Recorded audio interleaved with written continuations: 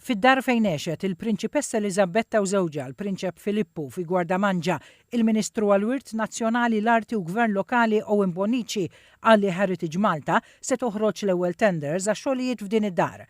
Il-Ministru Bonnici qal li s-sena d-dieħla il-Gvern se jkun qed jibda jissokta jew iwettaq total 40 proġett ta' restawr. Bil-fatt aħna qegħdin f'pożizzjoni nirrapportaw li se nkun qed inwettqu nlestu jew inkomplu 40 proġett ta' restawr li ħut minnhom huma ta' natura kbira ħafna u natura nazzjonali fosthom ir-restawr ta' Villa Gwardamanġa, il-villa li qegħdin fiha bħalissa illi tant għandha sinifikat importanti mhux biss lokalment imma anke internazzjonalment.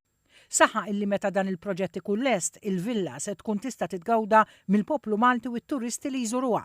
L-investiment fiha jaqbes l-10 miljun euro minn fondi Ewropej.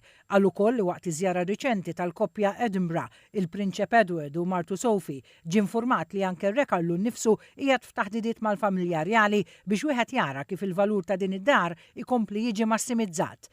Qal li l-proġett infrastrutturali kulturali maġġuri li jmiss huwa l-Culture and Arts Hub fil-Marsa li jinkludi fost oħrajn il-faċilitajiet tad-dilettanti tal-Karnival.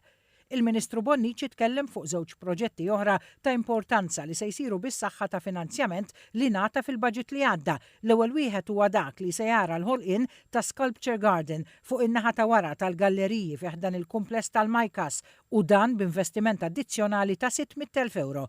Bit-tieni wieħed imbagħad ikun investiment ta' 3 miljun euro fis-sit magħruf bħala Melex House, proprjetà tal-Public Broadcasting Services Limited li se jara l-ħolqien ta' underground car park, studio kbir u uffiċini fuq l-istudio mammar b'apparat state of the art.